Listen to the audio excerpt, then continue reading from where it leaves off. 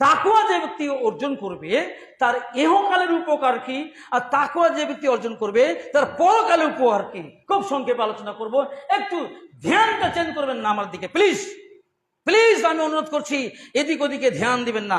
20টা minute আমার দিকে দেখতে পারবেন না, ঘন্টার পর ঘন্টা টিভিটার সামনে বসে থাকছেন, খেলা দেখছেন, আইপিএল দেখছেন, ঘন্টার পর ঘন্টা সামনে থেকে একবারও চোখটা নিচে নামে না, একবারও ঘুম আসে না। আর 20টা মিনিট মসজিদে বসে আমার দিকে তাকিয়ে একটু আল্লাহর বাণী, রাসূলের বাণী শুনবেন, তাতে মনে হচ্ছে চোখ দুটো বন্ধ হয়ে আসছে। এটা কি? এটাই শয়তান। এটা শয়তান প্রবেশ করছে আমাদের। শয়তান চ্যালেঞ্জ করেছে, আল্লাহ তোমার ইজ্জতের কসম, আল্লাহ তোমার ইজ্জতের কসম, তোমার সমস্ত আদম সন্তানকে আমি জাহান্নামে নিয়ে যাব। শুনেননি এই বক্তব্য? শুনেননি বক্তব্য? ইবলিস আল্লাহর ইজ্জতের কসম করে বলেছে। এই জন্য শয়তান আমাদের চায় যে এরা যেন বক্তব্যটা ভালো করে না শুনে, এই জন্য একটু ঘুমটা বেশি দেয়। দেখেন না, ঘুম দেয় না? ফজরের সময় ঘুম বেশি দেয় কেন? ওই যে ঘুমারে বাবা ঘুমা। শয়তান কোথায় ঘুমায়? নাকে ঘুমায়। নবীজি বলেছেন যখন ঘুম থেকে উঠবা, উজু করবা, বাম হাত দিয়ে নাকটাকে ঝাড়বা। কেন বলেছে? কেন বলেছে? এই নাকের ডগায় কে থাকে? বলেন কে থাকে? শয়তান থাকে। বলেন না, শয়তান থাকে। এই জন্য শয়তানকে আগে ঝাড়তে বলছে নাকটাকে।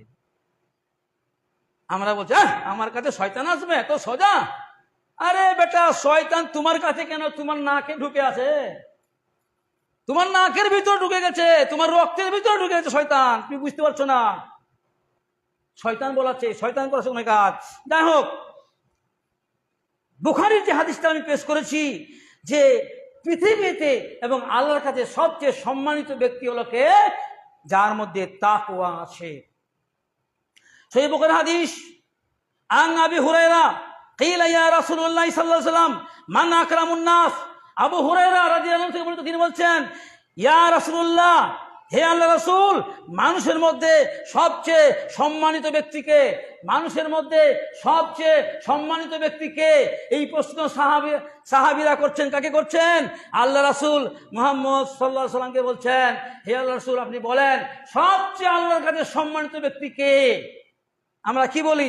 যারা হজ করেছে তারা সম্মানিত ব্যক্তি মনে হয়, যারা আরবের মানুষ তারা সম্মানিত ব্যক্তি মনে হয়, যারা ধনী, যারা পয়সাওয়ালা, যারা উকিল, যারা হয়তো মানে বড় বড় চাকরি করছে তারা মনে সম্মানিত মনে হয় না।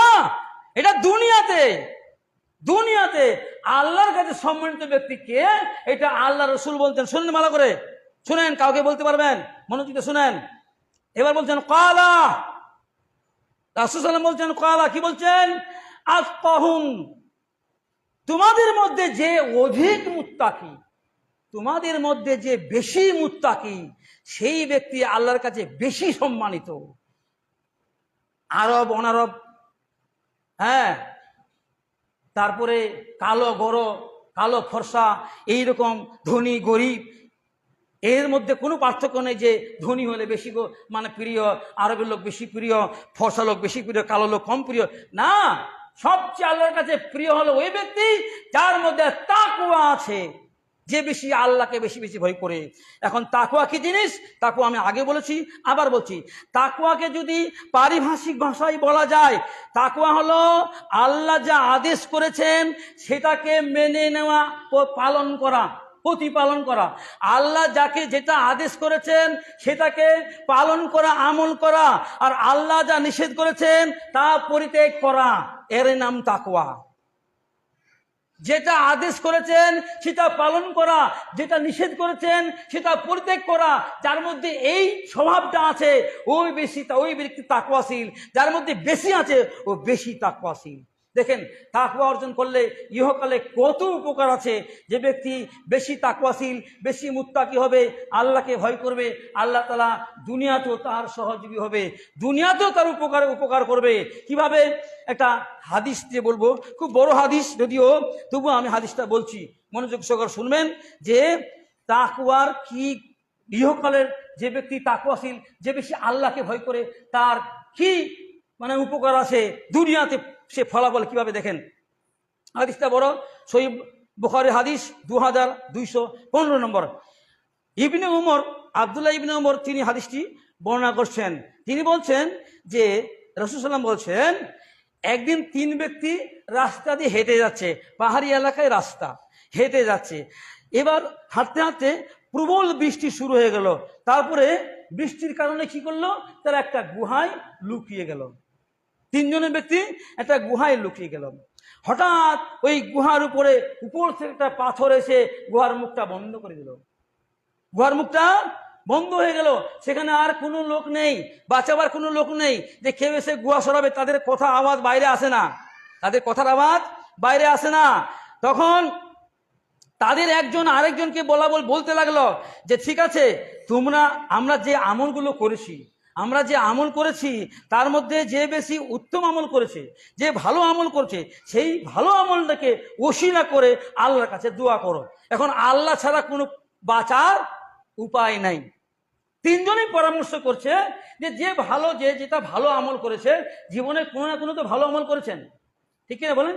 জীবনে কোনো না কোনো তো একটা ভালো করেছেন, যে কারো মানুষের উপকার হোক বা প্রতিবেশীর হোক বা দেশের হোক, একটা তো ভালো করতেন। বলে যেটা তোমার ভালো মনে হবে সেইটাকে ওসিলা ধরে আল্লাহর কাছে চাও, আল্লাহ আমাদের পাথরটাকে সরিয়ে দাও, তাছাড়া বাঁচার কোনো পথ নাই। এবার তাদের মধ্যে একজন বলল, হে আল্লাহ, আমার বৃদ্ধ পিতামাতা ছিলেন, আমি প্রত্যেকদিন মেষ চড়াতে দূরে যেতাম, তারপর ফিরে এসে আমি ওই মেষের দুধ দহন করতাম এবং এই দুধ আমার পিতামাতার কাছে নিয়ে যেতাম এবং তাদেরকে পান করাতাম। তারপর আমি আমার পরিবার, আমার শিশুদেরকে, আমার বাচ্চাদেরকে, আমার স্ত্রীকে আমি পান করাতাম। একদিন আমি দূরে গিয়ে আটকা পড়ে যাই। তারপর আমি যখন এলাম তখন এসে দেখছি আমার বাপ মা ঘুমিয়ে গেছে। হাদিসটা বুঝতে পারছেন তো? ইনি বলছেন যে একদিন আমি বাইরে আটকেই যাই, আমার লেট হয়ে যায়, এসে দেখছি আমার বাপ মা ঘুমিয়ে গেছে। আমি তাদের জাগানো পছন্দ করলাম না। যে এখন এই রাত 12টা-1টার দিকে বাপ মাকে জাগিয়ে তারপর দুধ পান করাবো, আমি পছন্দ করলাম না। আমার শিশুরা তখন ক্ষুধার জ্বালায় কান্নায় চিৎকার করছে, পায়ের নিচে ঘোরাফেরা করছে, চিৎকার করছে বাচ্চারা, কিন্তু আমি বাচ্চাদেরকে দুধ খেতে দিইনি। কি করলাম আমি? এইভাবে আমি থেকে গেলাম ফজর পর্যন্ত। ফজরের সময় ঘুম ভাঙলো। দেখেন, সারা রাত্রি জাগে আছে দুধ নিয়ে, বাচ্চারা কান্নাকাটি করছে, কিন্তু বাচ্চাদেরকে খাওয়াতে দিচ্ছে না, স্ত্রীকে খেতে দিচ্ছে না, নিজেও খাচ্ছে না। কেন? সে পছন্দ করে যতক্ষণ না আমার বাপ মা না খায় ততক্ষণ আমি দুধ খাবো না, কাউকে খাওয়াবো না। এটা হলো ওর ভালো আমল। আল্লাহকে বলছে, আল্লাহ তখন বলছে, হে আল্লাহ, তুমি যদি জানো যে এই আমলটা আমি শুধু আল্লাহ তোমার সন্তুষ্টির জন্য করেছি, ফজর হয়েছে তারপরে আমি বাপ মাকে খাওয়াইছি, আমরা তারপরে খেয়েছি, হ্যাঁ, তো এই আমলটা শুধু তোমার সন্তুষ্টির জন্য করেছি, আল্লাহ তুমি আমাদের এই গুহার মুখটা থেকে পাথরটা একটু সরিয়ে দাও। সঙ্গে সঙ্গে আল্লাহ দোয়া কবুল করলেন, যাতে আমরা আকাশ দেখতে পাই। আল্লাহ তুমি পাথরটা সরিয়ে দাও। তখন একটু পাথরটা ফাঁক হয়ে সরে গেল, পাথরটা সরে গেল, দোয়া কবুল হয়ে গেল। দেখেন, আমরা সবসময় বলি একসঙ্গে দোয়া করতে হবে, কাহার যে দোয়া কবুল হয়? জামাতি দোয়া অনেক সময় করে না, এতে দোয়া প্রার্থনাকারী বেশি খুশি হয়। কিন্তু এরা 3 জনে মনে করতে পারতো না, একসাথে দোয়া করতে পারতো না? কিন্তু না, 3 জনে 3 বার দোয়া করছে, 3 জনে 3 বারে আলাদা আলাদা করে দোয়া করছে, নিজে নিজে হাত তুলছে। তখন আল্লাহকে বলছে, হাত তুলে, আল্লাহ এই কাজটা এই যে করেছি, বাপ মাকে আমি সেবা করেছি জীবনে, এটা শুধু তোমার সন্তুষ্টির জন্য করেছি, আল্লাহ পাথরটাকে সরিয়ে দাও। পাথরটা সরিয়ে দিল। তারপরে দ্বিতীয়জন বলছে, আরেকজন বলছে, হে আল্লাহ, তুমি জানো যে আমি আমার এক চাচাতো বোনকে ভালোবাসতাম এবং তাকে আমি স্ত্রীর মতো পেতে চেয়েছিলাম, কিন্তু সে বলল তুমি যদি আমার মনস্কামনা পূরণ করতে পারো তাহলে 100 দিনার দিতে হবে।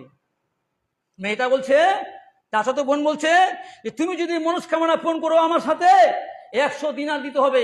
কারণ মেয়েটা ছিল খুব গরিব, অভাবী মেয়ে। 100 দিনারের কারণে সে নিজের ইজ্জতকে তাকে দিয়ে দিতে চাইলো।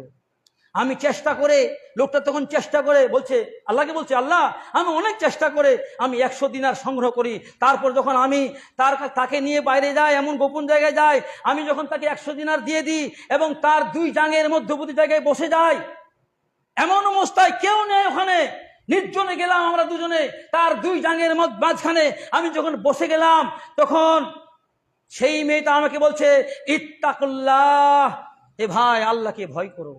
ওই সময় বলছে, আল্লাহকে ভয় করো, বৈধ অধিকার মাহারাম ছাড়া আমার এই সতীত্ব, আমার এই ইজ্জত নষ্ট করো না ভাই, তুমি আল্লাহকে ভয় করো। তখন আমি সঙ্গে সঙ্গে আল্লাহ তোমার ভয়ে আমি ওই জায়গা থেকে উঠে চলে এসেছি। আমি ওই নোংরা, আমি ওই পাপ কাজ করিনি, অথচ করার ক্ষমতা ছিল। তাকে দেখার মতো কেউ নেই পৃথিবীর, শুধু আল্লাহ দেখছে।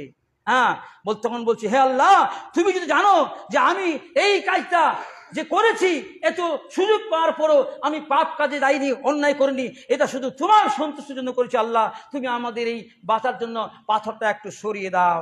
সঙ্গে সঙ্গে আল্লাহ দোয়া কবুল করলেন, তার গুহার মুখ থেকে পাথরটা সরে গেল।